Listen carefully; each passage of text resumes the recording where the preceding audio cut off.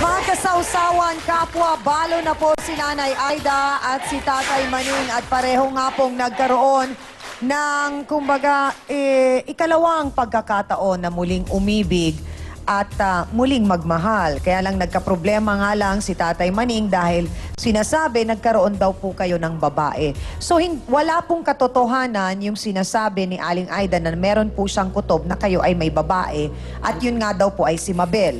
Wala pong katotohanan yun. So yun pong Meron sinasabi ni Nanay Aida na kayo po ay nakita sa kwarto, aksidenteng kasama po ninyo si Mabel. Ano pong nangyayari nun? Wala naman, napahawak lang ako kasi. Sinungaling! Pa? Sinungaling ka Napatid talaga. lang ako, kaya napahawak ako. Napatid, Totoo nga, napahawak. Tay, Pa. Sinungaling. I like it. Sa lahat po ng narinig kong rason ng kalalakihan, yan po ang pinakabago, ha? Kumbaga po yan sa larong Happy Birthday, Maning. Bago-bago rin po yan. Ngayon ko lang po narinig yan, Tay. So paano po, nadapa kayo, ganon? Napahawak kayo. Kasi meron akong inabot.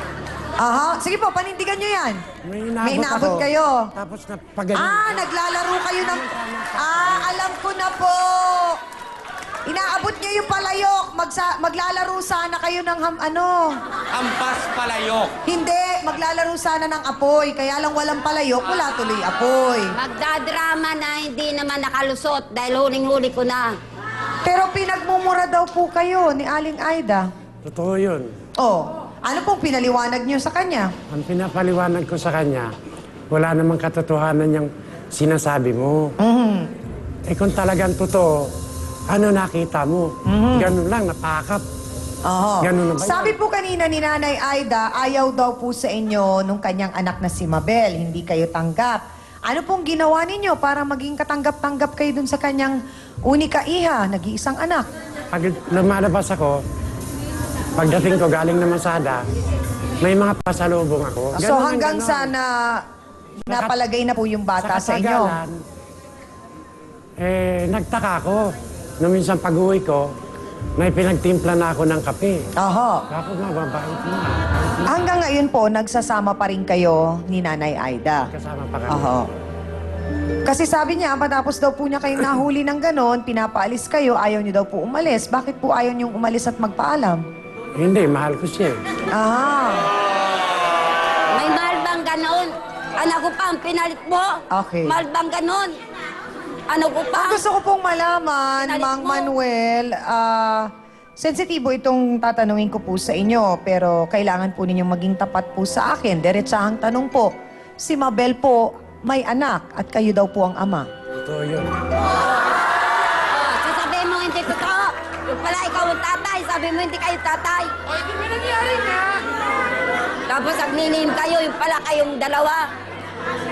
Natayisin na kayo na buntes? So, Mang Maning, ano po yung para akong bata na niloloko nyo kanina na akala nyo'y makukuha ako sa lollipop na sinasabi nyo sa akin na nadapa lang kayo at napahawak at nabuntis na at may anak kayo ang ama? Ito kasi yun. Nung nakita niya ako na napahawak, kasalukuyang nagbubuntis pa lang si Mabel. Kasalukuyang nagbubuntis. Nagbubuntis. So, ibig Talagang sabihin, niloloko niya bago ako. pa noon, may nangyari na sa inyo. Meron na. Yun naman kasalanan naman niya lahat yun eh. Kasalanan po, Nino. Kasalanan ni Haida. Bakit naging kasalanan Bakit po ko naging pa? kasalanan Kasi, niya? Anong pag hindi niya kasalanan ako ko? sinulsulan, na amu-amuhin mo yung anak ko. Sinabi po, amuhin nyo yung bata Ang ibig kong sabihin, para magustuhan kayo. Ano yung Tay, bata? kinausap po kayo para amuhin yung anak niya para tratuhin po kayong ama. Hindi po para gawin kayong ama sa magiging anak ninyo. Alam po ba ninyo na meron pang nanggagalaiti rin sa ginawa po ninyo? Isang tao pong malapit po sa inyo at dahil nga daw po sa ginawa ng anak ni Nanay Aida na isang malaking kahihiyan sa kanilang lugar, siya po ang inyong kaisa-isang anak. Nagalit po sa inyo at punong-puno ng sama ng loob, si Angie. Buenamente. Pasok!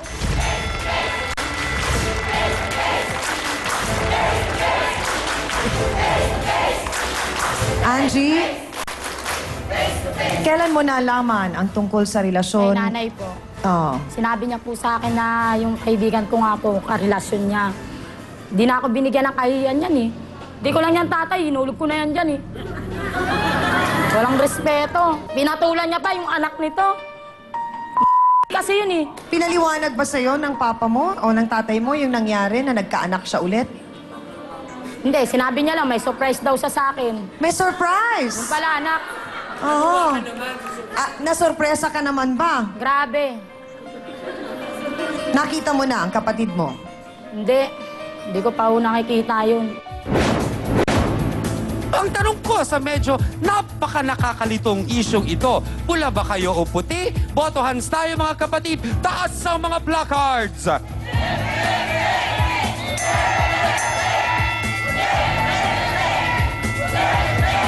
Aba, nako Chang, kitang-kita at maliwanag na ang mga sausawera ay hindi sang-ayon sa mga ginawa at mga naging desisyon nitong si Tatay Maning. Nako, kumbaga, nakikita nga nilang pati mismong ang anak niya ay galit na galit sa kanya. Yan marahil ang dahilan kung bakit ang resulta ng ating unang boto hands ay puti lamang. Wala akong nakikita ang pula. Back to you.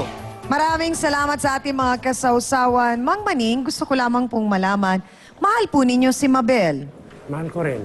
Mahal nyo rin po. Si Aling Aida, mahal po ninyo. Pareho ko silang mahal. Pareho po. Naisip yun, Ano po maligaya ang ka na eh. nagdala sa inyo para humantong po na magkagustuhan kayo ni Mabel?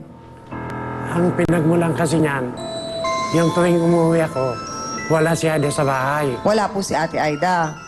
Si Mabel ang nandun. Oho. Sinasamantala Ngayon, nyo.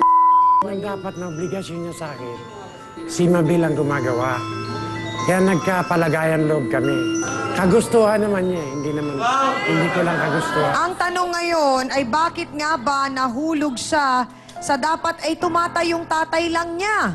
At bakit niya ito nagawa sa kanyang sariling ina? May mga dahilan kung bakit nagawa ito ni Mabel Lucergo. Pasok!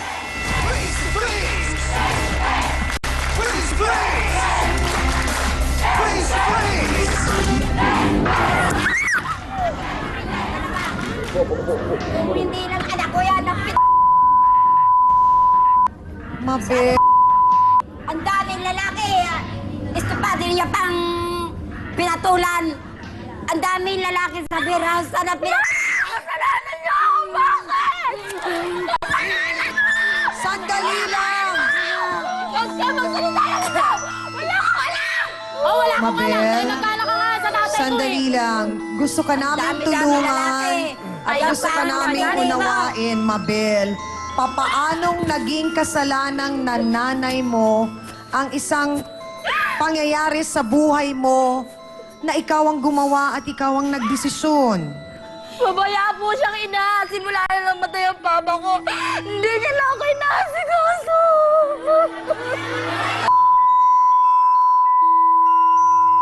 Lamang po, ilang taon ka na nung namatay ang iyong ama? Nakita. Ha? 6 na taon po ako nung mamatay ang papa. 7 o 6? 6 po.